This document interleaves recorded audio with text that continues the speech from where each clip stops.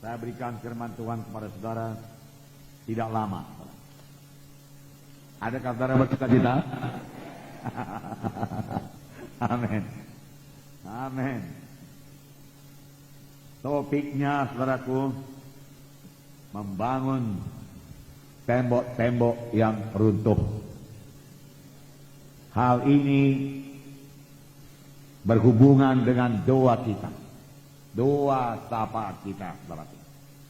Baik, kita mulai bertambah-tambah dalam berdoa syafaat, tambah rindu berdoa, tambah terbeban berdoa, terbeban kepada jiwa-jiwa, terbeban kepada kota kita, terbeban kepada Sumatera Utara ini, terbeban kepada seluruh Indonesia ini. Amin, saudara. Inilah saatnya kita patut menambahi jam-jam doa kita. Inilah saatnya. Doa kita berkuasa. Doa kita berkuasa mengubahkan keadaan-keadaan di Indonesia ini. Amin, saudara. Puji Tuhan, saudara. Namun, saudaraku, membangun tembok yang roboh bukanlah pekerjaan yang mudah. Itu pekerjaan yang sukar. Kerap kali lebih suka membangun tembok yang sudah roboh daripada membangun tembok yang baru. Dibutuhkan lebih banyak pekerjaan, lebih banyak air mata, lebih banyak keringat, bahkan rela mencurahkan darah, saudara. Amin, saudara. Sebenarnya firman Tuhan minggu yang lalu itu kalau kita melihat mengenai Paulus siap sedia mencucurkan air mata. Dalam pelayanan cukup banyak mencucurkan air mata. Paulus berkata, aku tidak pernah melalaikan apa yang perlu bagi kamu. Paulus rela mencucurkan keringat, kerja keras. Dan Paulus berkata juga, aku tidak menghiraukan nyawaku sedikit pun. Berarti Paulus juga rela mencurahkan darahnya. Amin, saudara. Paulus berdoa dengan mencucurkan air mata, melayani dengan mencucurkan air mata. Saudara, teladan ini harus kita ikut, saudaraku, dalam hidup kita. Untuk membangun tembok-tembok yang roboh. Apakah itu tembok-tembok yang roboh? Nanti saudara dengarkan. Dengarkan firman Tuhan ini baik-baik. Amin, saudara. Dengarkan baik-baik, saudara. Kita lihat dulu tembok pada zaman dahulu. Tembok pada zaman dahulu, saudara, saya katakan pada saudara, bukan tembok seperti pagar-pagar sekarang ini, bukan. Tembok pada zaman dahulu, saudaraku, terbuat daripada batu yang besar, saudaraku, direkat dengan tanah liat atau apa saja, dan merupakan tembok yang tebal, saudaraku, dan di atasnya bisa berjalan kereta-kereta, saudaraku. Tembok itu gunanya sebagai benteng pertahanan, saudara, sebagai perlindungan, saudara, dan juga membawa keamanan bagi seluruh kota. Tembok membawa keamanan bagi seluruh kota. Kalau tembok roboh, kota itu menjadi tidak aman lagi. Kota itu menjadi rusuh. Kota itu akan didatangi perampok-perampok. Kota itu akan didatangi penjara-penjara. Kota itu akan didatangi perusuh-perusuh, pencuri-pencuri. Kalau tembok itu sudah roboh, harap saudara mengerti. Amin, saudara. Tembok apa yang kita bangun sekarang ini, saudara? Tentunya bukan tembok Yerusalem, saudara. Kita melihat negara kita ini, saudara, Republik Indonesia ini. Kalau satu tembok roboh, saudaraku, pencuri-pencuri masuk, penjara-penjara masuk, perampok-perampok masuk, kerusuhan masuk, pengganggu masuk. Itulah kalau tembok itu sudah roboh. Dan itu sudah terjadi di Indonesia ini, saudaraku. Oleh sebab itu perlu dibangunkan kembali tembok yang sudah roboh itu. Tembok yang sudah roboh untuk Indonesia ini. Nggak usah jauh-jauh, banyak penjarahan, banyak perampokan di Indonesia ini. Orang-orang hidup dalam tidak ada keamanan lagi. Sama seperti satu kota yang temboknya roboh pada zaman dahulu. Orang-orang dalam kota itu tidak merasa aman. Tidak ada keamanan lagi. Khawatir, ketakutan. Saudara betul-betul dalam perlindungan Tuhan. Tembok saudara tidak roboh, saudara. Oleh sebab itu saudara tidak takut, saya tidak takut. Tetapi banyak orang saudara temboknya sudah roboh. Lalu dia dalam ketakutan, saudara. Nah, mari kita lihat dahulu, saudara, apa diperbuat Nehemia untuk tembok Yerusalem yang roboh. Apa diperbuatnya?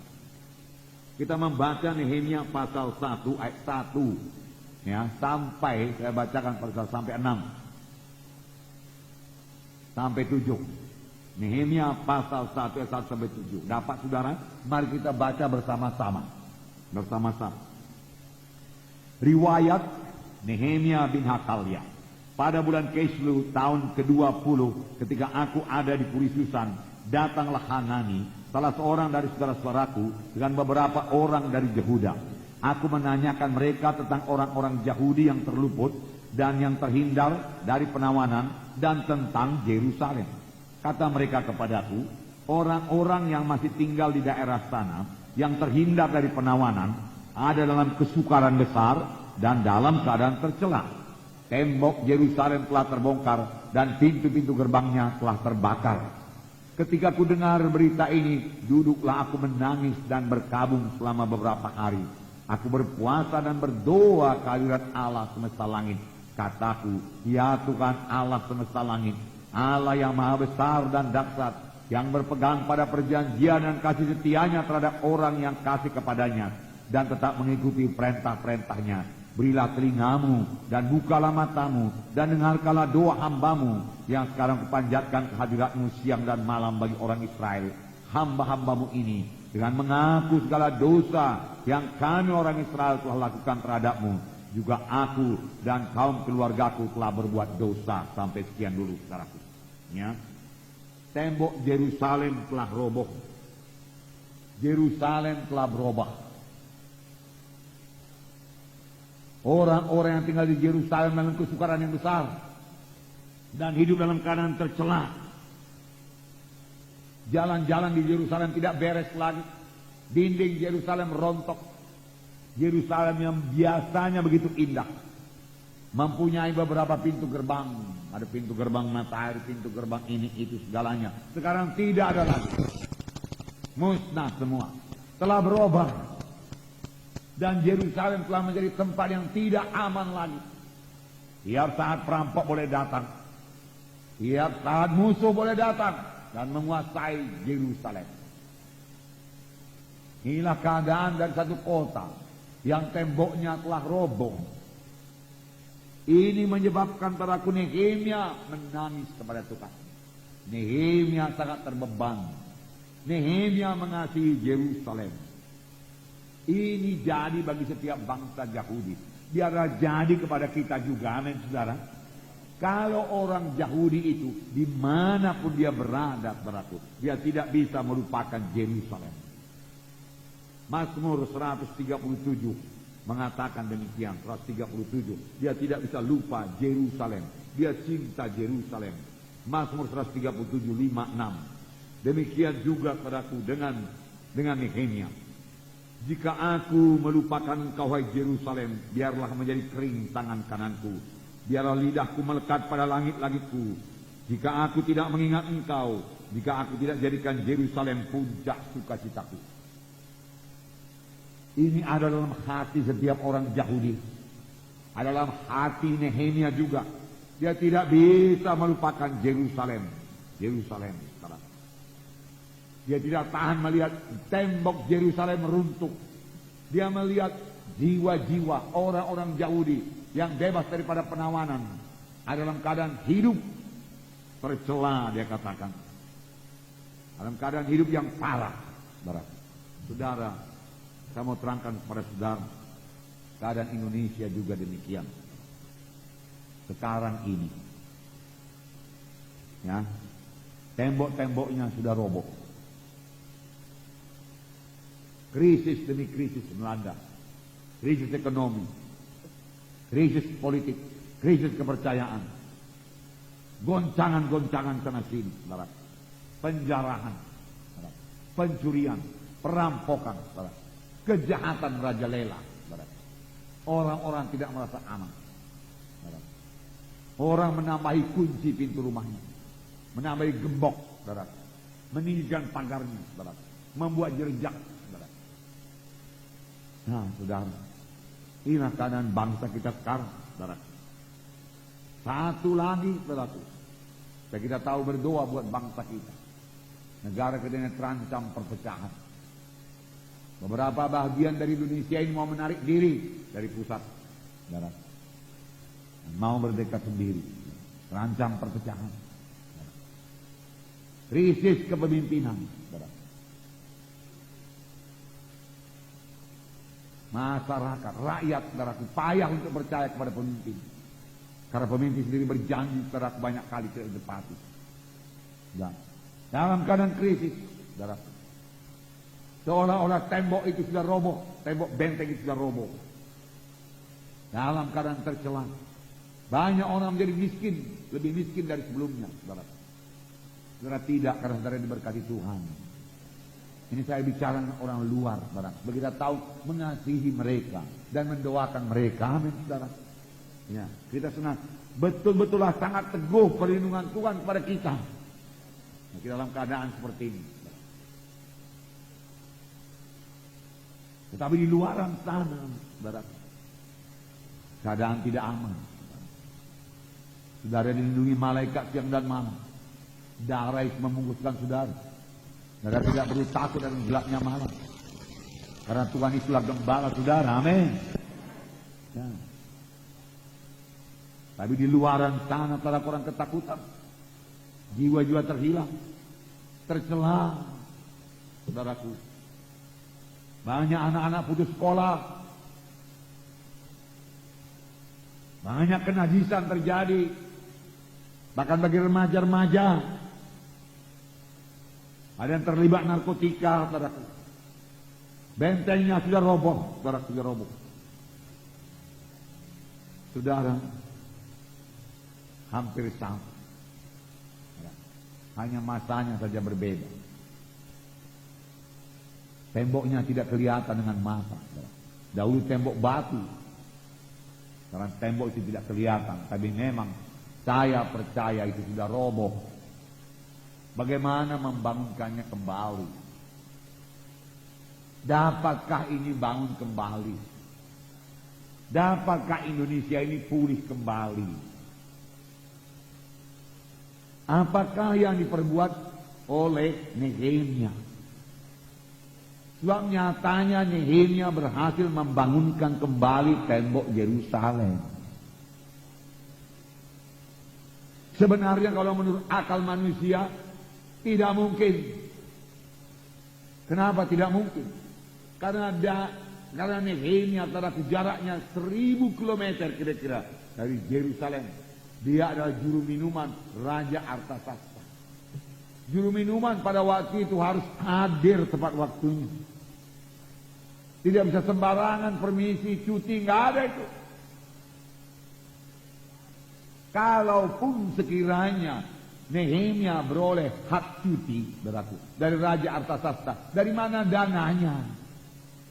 Membangun tembok Yerusalem yang saya katakan tadi bukan perkara kecil, bukan pekerjaan kecil, itu pekerjaan yang besar. Bagaimana? Tapi nyatanya dia berhasil. Apa rahasianya ini, saudaraku?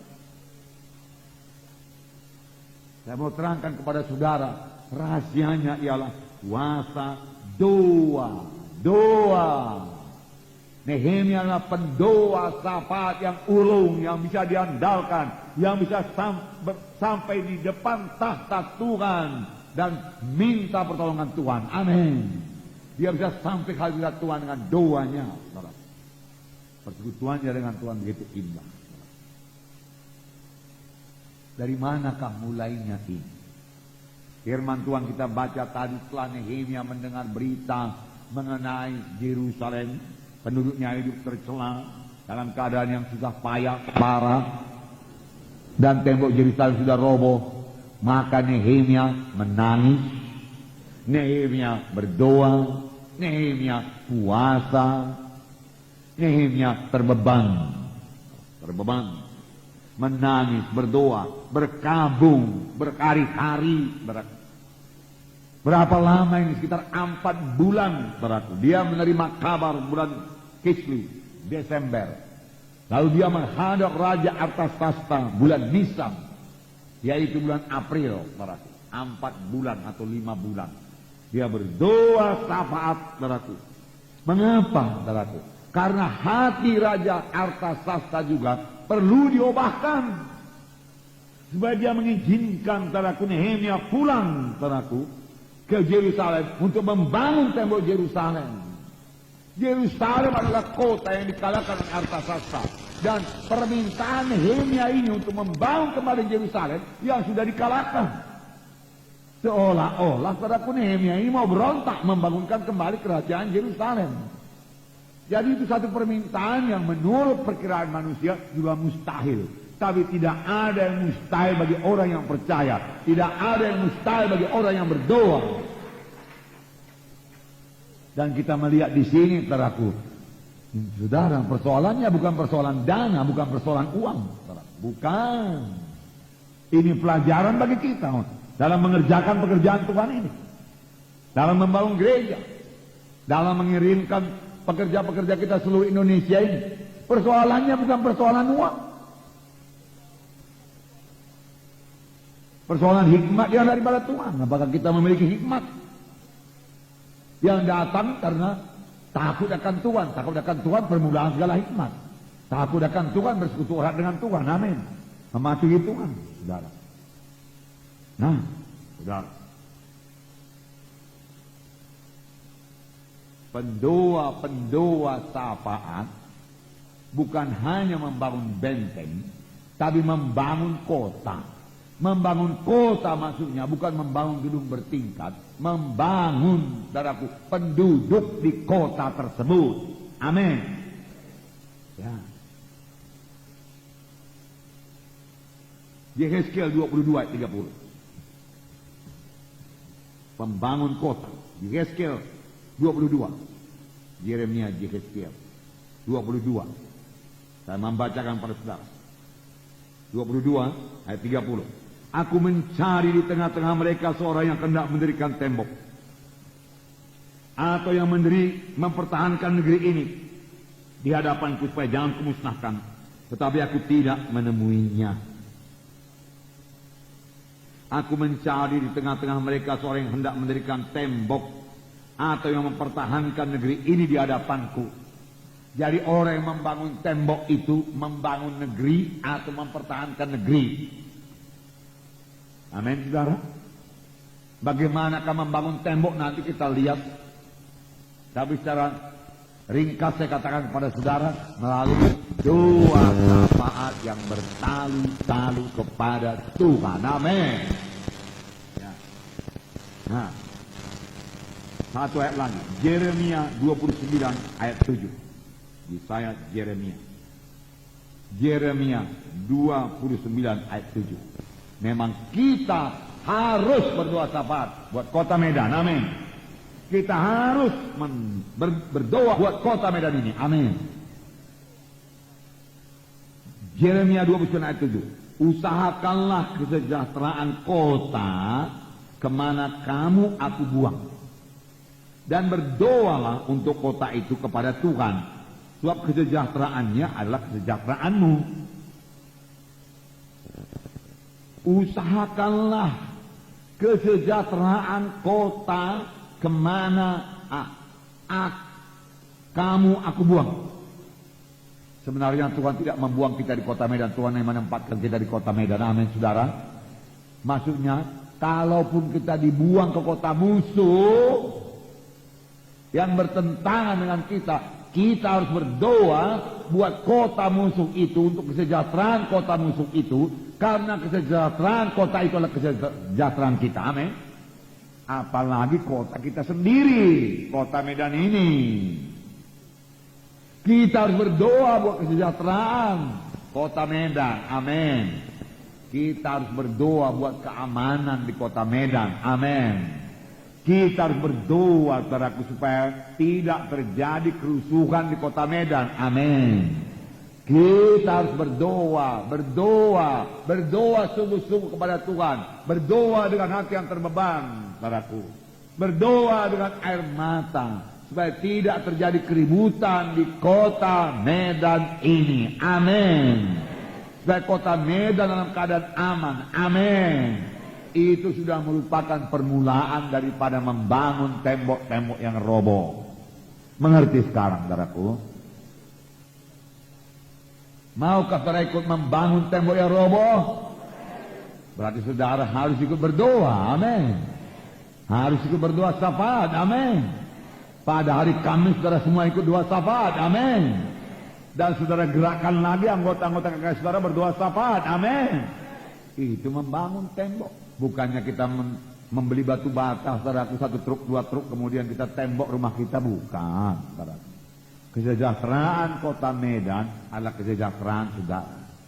Saya mau mengatakan kepada saudara, doa syafaat kita, doa syafaat saudara, saudaraku, menentukan keadaan kota Medan ini.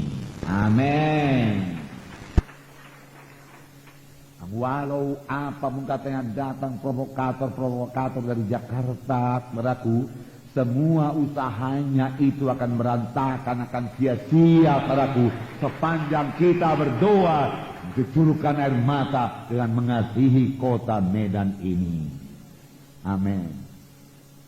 Saya suka cita, saudaraku, beberapa anak-anak Tuhan tadi baru pulang dari doa jalan, saudaraku, walau naik mobil pun mereka, saudaraku, saya percaya, ya, sebagian besar dari kota Medan, saudaraku, sudah saudara jalani tadi dan saudara berdoa. Daerah ini aman, Tuhan.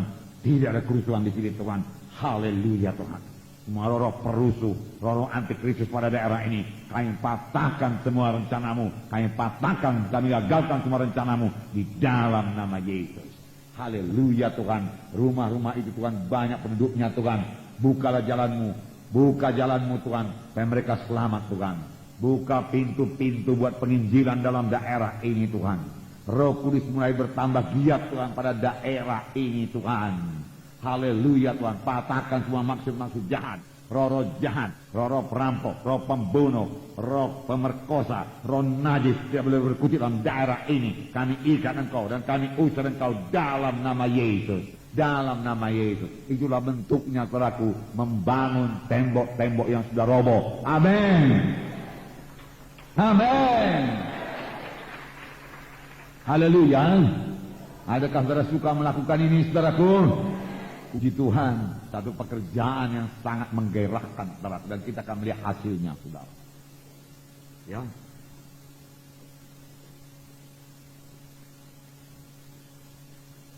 Nasib, saya ulangi lagi, saudara.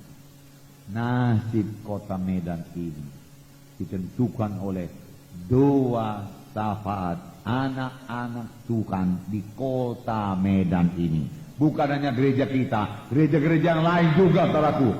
Saudara, jadi kitalah, jadi saudaralah, ya saudaralah yang menentukan jalan sejarah dari kota Medan. Amin.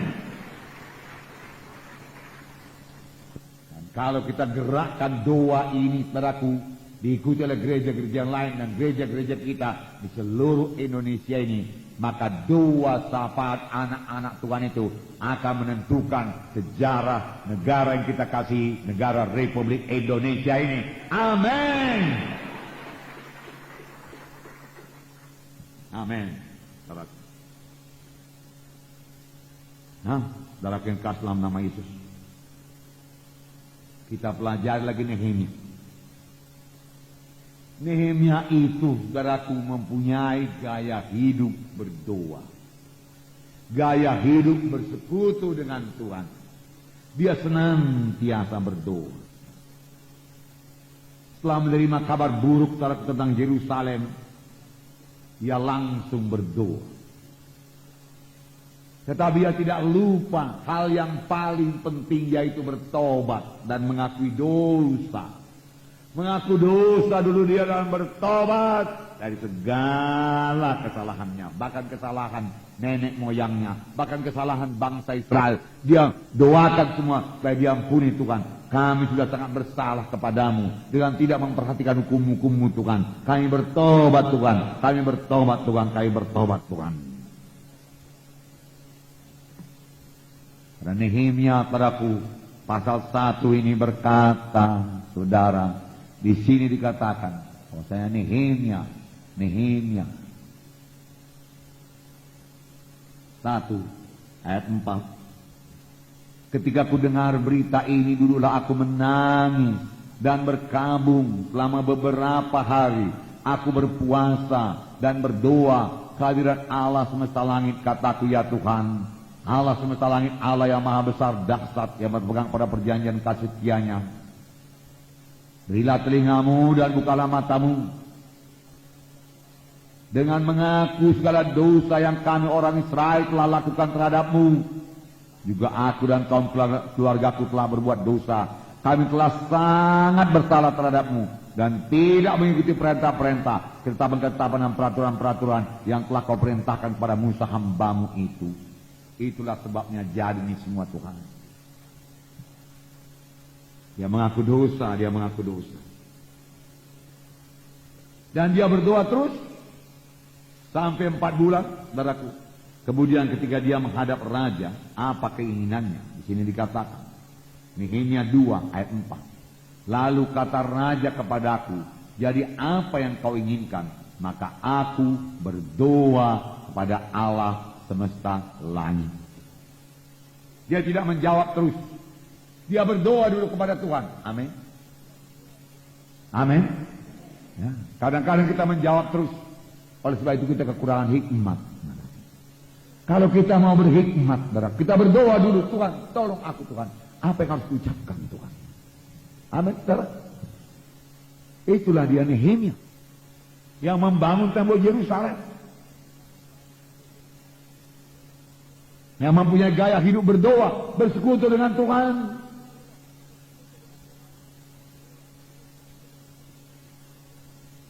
Dan ini berlangsung terus sepanjang pembangunan tembok Yerusalem, sampai tembok Yerusalem selesai dibangun dalam 52 hari, 52 hari.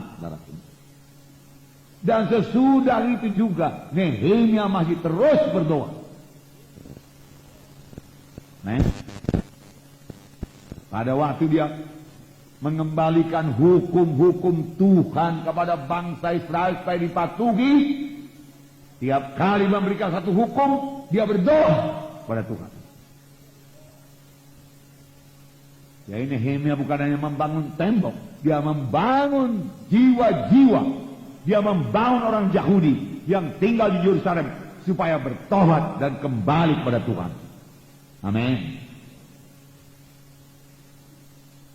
Nah, saudaraku, dan ketika dia mendapat ancaman dicemooh oleh Sanballat, Tobia, orang Arab, dikatakan Sanballat mengolok-olok, saudaraku, apa gerangan lakukan orang Yahudi yang lemah ini? Apakah mereka mau membangun tembok? Apakah mereka mau membangun sesuatu? Kalau anjing hutan melompatinya, roboh semuanya itu. Nehemia 4 ayat 4. Apa yang diperbuat oleh Nehemia? Nehemia 4 ayat 4. Ya Allah kami, dengarlah bagaimana kami dihina. Balikkanlah cercaan mereka menimpa kepala mereka sendiri, dan serahkanlah mereka menjadi jarahan di tanah tempat tawanan. Jangan kau tutupi kesalahan mereka, dan dosa mereka jangan kau hapus dari hadapanmu, karena mereka menyakiti hatimu dengan sikap mereka terhadap orang-orang yang sedang membangun. Tetapi kami terus membangun tembok dan seterusnya. Nehemia berdoa lagi. Kapan ada gangguan, dia berdoa lagi. Ada gangguan dalam KKS saudara, ayo saudara, berdoa, berdoa. Amin saudara. Maka sebenarnya tidak ada gangguan. Seharusnya tidak ada gangguan. Mengapa? Karena KKS kita lakukan dengan cara yang wajar saja. Jangan overacting. Tidak bisa dilarang. Seseorang datang bertamu ke satu rumah. Lalu di rumah itu mereka cakap-cakap. Lalu mereka berdoa. Lalu mereka makan hidangan yang disuguhkan. Lalu mereka cakap-cakap lagi. Boleh jadi mereka menyanyi sedikit karena bersuka cita. Tidak akan ada yang melarang itu, saudara. Nggak ada. Dan tidak bisa dilarang, saudara. Itu sudah ajasi manusia. Mengapa saya dengar saudaraku ada KKS di antara 1000 ini lebih KKS ada 1-2 yang mendapat gangguan saudaraku, itu berarti sama sekali tidak ada lah itu saudaraku, ya. Di antara 1000 lebih saudaraku 1-2 saudaraku yang mendapat gangguan, itu pun saya pikir-pikir boleh jadi karena nyanyinya terlalu kuat, terlalu banyak mengganggu orang. Kita harus pikirkan orang lain juga, amin saudara. Ini mudah sekali melaksanakannya. Kalau saudara sudah berdoa buat tetangga-tetangga di sekitar kakak saudara, amin. Kalau saudara mengasihi dia dan mau memberkati dia, maka saudara tidak suka dia terganggu. Ataukah saudara berkhotbah kuat-kuatnya macam khotbah di KKR? Sebenarnya kita tidak melaksanakan KKR, tapi KKS.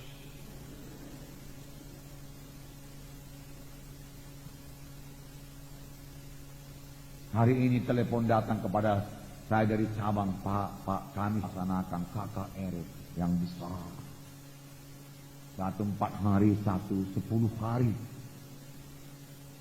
Kok KKR sampai 10 hari? Iya Pak, banyak yang sembuh. Saya katakan, bagus. Tapi Pak, banyak anggota yang hilang. Jatuh. Bimbang. Saya katakan, saya pikir-pikir ini bukan kebangunan rohani nih. Saya katakan, oh begitu, iya Pak, macam apa lagi dibikin ini Pak? Nanti habis ini anggota. Sekarang ganti aja KKR kau yang banyak itu, jadi KKS. Bangunkan tiap-tiap KKS. Kunjungi tiap-tiap KKS. Kau tanya di KKS itu, ada jiwa baru apa enggak? Saya katakan padanya, oh enggak ada Pak. Kalau enggak ada, kalian mari bergerak, lebih mengasihi lagi jiwa-jiwa. Begitu banyak, dari 10 orang, masa enggak bisa bawa 1 atau 2 orang? Ayo, minggu depan kalian bergerak, bawa jiwa baru. Oh begitu Pak, iya begitu. Kau tanya lagi KKS itu, saya katakan, siapa yang tidak hadir? Apa sebabnya enggak hadir? Kunjungi. Hibur jiwa-jiwa. Saya katakan. Maka gereja kau akan bertambah. Jadi macam mana yang sudah pindah itu Pak, pindah gereja Pak, sudah tinggalkan. Biari sajalah, itu jiwa-jiwa yang lemahnya itu. Kau harus membangun jiwa-jiwa yang kuat dan teguh pada akhir zaman. Cukuplah sudah berkhotbah berkat-berkat kesembuhan, berkat melimpah. Itu sudah cukup. Sekarang kau berkhotbah mengenai sengsara mengikut Tuhan. Kalau mengikut Tuhan dapat aniaya. Apa orang nggak takut Pak? Itu buat mereka payah, sukar, bertambah-tambah sukar jadi anggota gereja, saya katakan. Nah orang itu kalau dibuat bertambah sukar jadi anggota gereja, bertambah dia kejar jadi anggota gereja. Amin saudara. Ya. Sebab itu mahal. Jadi anggota gereja. Supaya nanti pekerjaan kau jangan kayu, rumput kering. Tapi pekerjaan kau emas, perak, batu permata.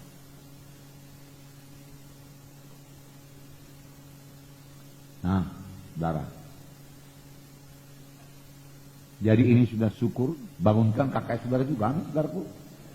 Lihat jiwa-jiwa baru, harus ada jiwa-jiwa baru, amin. Dan jiwa-jiwa yang tidak datang, kunjungi lagi, amin saudara. Seperti dikatakan hamba Tuhan John Ong tadi. Ya. Perkunjungan akan membina fellowship, membina persahabatan, membina kasih. Tidak bisa kebaktian minggu aja, saudaraku. Amin, saudara. Nah, satu lagi Nehemia 6 ayat 9, ini dikatakan. Nehemia 6 ayat 9. Saudaraku, tetapi aku mengirim orang kepadanya dengan balasan hal seperti yang kau sebut itu tidak pernah ada, itu isapan jempolmu belaka. Karena mereka semua mau menakut-nakuti kami, pikirnya mereka akan membiarkan pekerjaan itu sehingga tidak dapat diselesaikan. Tetapi aku justru berusaha sekuat tenaga. Habis berdoa, saudaraku, mencucurkan air mata, mencucurkan keringat pun perlu untuk membangun tembok Yerusalem, untuk membangun tembok-tembok yang sudah roboh. Bujukan setan tetap ada. Ini Nehemia ini dibujuk, ya. Ada desas-desus di antara orang-orang bahwa kamu mau memberontak terhadap kaisar. Oleh sebab itu, mari kita berkumpul, mari kita berdamai. Hal seperti itu tidak ada. Maksudnya supaya aku meninggalkan pekerjaan itu terbengkalai. Nehemia tidak mau meninggalkan pekerjaan terbengkalai. Dia bekerja keras. Amin, saudara. Haleluya. Ya, kerja keras, cucuran keringat, cucurkan air mata, cucurkan keringat. Membangun tembok. Apa yang kita laksanakan? Satu lagi, Nehemia 13. Bagaimana Nehemia memberikan hukum-hukum kepada bangsa Israel, saudaraku, ya, disertai dengan doa. Saya tidak bisa baca semua, padahal ini perlu, saudaraku. Pasal 13 ini supaya saudara mengerti, saya bacakan aja beberapa ayat. Ayat 13 dan 14 saya bacakan. Sebagai pengawas-pengawas perbendaharaan, kuangkat imam Salemia dan Zadok, seorang ahli kitab, dan Pedaya, seorang Lewi. Sedang Hanan bin Zakur bin Matanya diperbantukan kepada mereka, karena orang-orang itu dianggap setia. Mereka diserahi tugas untuk mengurus pembagian kepada saudara-saudara mereka. Ya Allahku, ingatlah kepadaku karena hal itu, dan janganlah hapuskan segala perbuatan bakti yang telah kulakukan terhadap rumah Allahku dan segala pelayanan di dalamnya. Dengan kata lain, Nehemia ini bersandar, Tuhanlah yang menetapkan orang-orang ini, Tuhanlah yang memberkati pelayanan orang-orang ini. Ya Allahku, dia katakan, aku telah berbuat bakti kepada rumahmu, janganlah hapuskan baktiku itu Tuhan, dia katakan. Jadi dia bersandar terus kepada Tuhan, dia terus berdoa, amin. Ya, Nehemia adalah orang berdoa. Untuk membangun tembok perlu berdoa. Kemudian ayat 20. Tetapi orang-orang yang berdagang dan berjualan rupa-rupa barang itu kemudian bermalam juga di luar tembok Yerusalem 1-2 kali. Lalu aku memperingatkan kataku, mengapa kamu bermalam di depan tembok? Kalau kamu berbuat itu lagi, akan kukenakan tanganku kepadamu. Sejak waktu itu mereka tidak datang lagi pada hari Sabat, karena mereka berdagang juga pada hari Sabat. Mereka tidak mau pulang, temunya di luar tembok, tunggu hari Sabat, dan mereka jualan pada hari Sabat. Ayat 22. Juga kusuruh orang-orang Lewi mentahirkan dirinya dan datang menjaga pintu-pintu gerbang untuk menguduskan hari Sabat. Ya Allahku, ingatlah kepadaku juga karena hal itu, dan sayangilah aku menurut kasih setiamu yang besar. Nehemia berdoa lagi, saudara. Dia memberikan firman Tuhan, dia berdoa. Tuhan, hidupkanlah firman yang kusampaikan ini. Biarlah mereka jadi pelaku-pelaku firman Tuhan. Amin. Jadi dia terus bersandar kepada Tuhan. Tidak heran pelayan ini berhasil. Sebaiknya kita pemimpin KKS berbuat demikian. Amin, saudara. Ya. Firman yang kutaburkan ini Tuhan tidak kembali dengan kosong. Firman yang kutaburkan ini bekerja dalam hati jiwa-jiwa semua, mengubahkan mereka, Tuhan. Amin, saudara. Ini Nehemia yang membangun tembok. Ikutilah teladan Nehemia. Amin, saudara. Kemudian ayat 28. Seorang dari anak-anak Yoyada bin Eliasib, imam besar itu adalah menantu Sanbalat orang Horon itu. Oleh sebab itu kuusir dia daripadaku. Ya Allah, ingatlah bagaimana mereka mencemarkan jabatan imam serta perjanjian mengenai para imam dan orang-orang Lewi. Ada yang mencemarkan, saudaraku, ya, keimaman, saudaraku. Oleh sebab itu dia didisiplin, saudaraku, oleh Nehemia. Tetapi dalam mendisiplin itu pun, saudaraku, mereka, Nehemia, saudaraku, berdoa kepada Tuhan. Ya Allah, ingatlah bagaimana mereka mencemarkan jabatan imam dan perjanjian orang Lewi, dia katakan. Nah, seterusnya ayat 30. Kutahirkan mereka dari segala sesuatu yang asing, dan kutetapkan tugas-tugas untuk para imam dan orang-orang Lewi, masing-masing dalam bidang pekerjaannya. Pula kutetapkan suatu cara untuk menyediakan kayu api pada waktu tertentu untuk hasil-hasil yang pertama. Ya Allahku, ingatlah kepadaku demi kesejahteraanku. Hidup yang dipenuhi dengan doa. Amin. Saya yakin pada waktu jalan di sekeliling tembok memberikan perintah bekerja, Nehemia ini berdoa. Amin. Dan Tuhan memberikan hikmat. Kalau ada pekerja-pekerja yang lemah, dia doakan, saudaraku. Hidupnya adalah hidup yang berdoa. Hidup yang berdoa. Amin, saudaraku. Saudara, kalau saudara berjalan di kota Medan, saudaraku, doakan kiri kanan saudara. Amin. Doakan daerah yang saudara lalui. Amin. Ya. Dulu waktu kita di sekolah, kita menggambar peta. Ya kan? Pada waktu menggambar peta itu saudaraku dibuat garis, kemudian dipetak-petakkan dia, nih. Dipetak-petak, ya. Kalau ada peta kota Medan, saudara boleh petak-petakkan dia dan doakan tiap petak itu. Amin, saudara. Misalnya doakan petak Helvetia. Hari Senin kita kemana? Helvetia. Medan Barat Helvetia. Doakan. Seboleh-bolehnya jalani dulu. Runtuhkan benteng-benteng iblis di sana. Patahkan kuasa kegelapan di sana. Alirkan Roh Kudus bekerja di sana, saudaraku. Medan Barat, saudaraku. Supaya Roh Kudus mempersiapkan jiwa-jiwa, amin. Mempersiapkan jiwa-jiwa. Nah, jadi tiap-tiap petak di kota Medan, karena kita begini banyak, maunya sudah selesai didoakan. Lalu kita tinggal menuai, membangun tembok. Amin, saudara. Bagaimana kita melaksanakannya? Nah, dengan singkat saja saya katakan kepada saudara, tiap anak Tuhan harus ambil bahagian. Amin. Anak Tuhan harus ambil bahagian.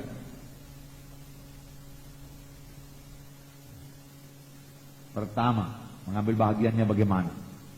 Dalam doa pribadi kita. Kita sudah berdoa masing-masing, saudaraku, 1 jam per hari. Betul? Dalam berdoa 1 jam per hari kita menikmati persekutuan dengan Tuhan, kita memuji, menyembah Tuhan, kita mendengar suara Tuhan, mematuhi suara Tuhan, kita disegarkan, kita dikuatkan, dan kita, saudaraku, menyampaikan permohonan kita kepada Tuhan. Amin. Tetapi tidak cukup sampai di situ saja, saudaraku. Mulai hari ini tambahlah jam doa saudara, kira-kira saudaraku 15 menit untuk berdoa bagi kota Medan ini. Tidak terjadi kerusuhan, Tuhan. Tidak terjadi keributan, Tuhan. Saya patahkan semua maksud-maksud jahat, maksud-maksud penjarahan bagi kota ini dalam nama Yesus. Roh-roh antikristus, engkau tidak bisa menjamah kota Medan dalam nama Yesus. Roh Tuhan yang berkuasa di kota Medan dalam nama Yesus. Selamatkan jiwa-jiwa Tuhan kota Medan dalam nama Yesus. Banyak untuk saudara doakan. Amin, saudara. 15 menit tambahi. 15 menit. Saudara berdoa sebagai Nehemia berdoa, terbeban buat kota Medan, mengasihi kota Medan, saudaraku, membela kota Medan. Kalau boleh puasa buat kota Medan, amin. Maka tembok kota Medan akan dibangun Tuhan, sehingga keamanan terjamin di kota Medan ini, amin. Haleluya.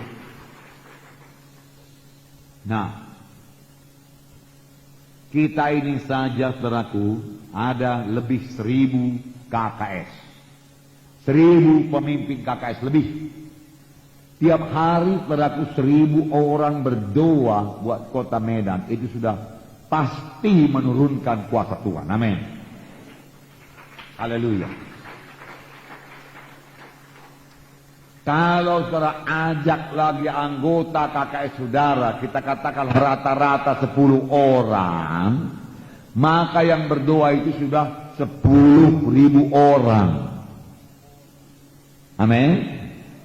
10.000 orang. Itu sudah sangat berkuasa, saudaraku. Itu akan memberkati kota Medan. Tapi khusus berdoa buat kota Medan. Di samping doa saudara yang sudah biasa itu, aku tambahi doa buat kota Medan, Sumatera Utara dan Indonesia. Amin.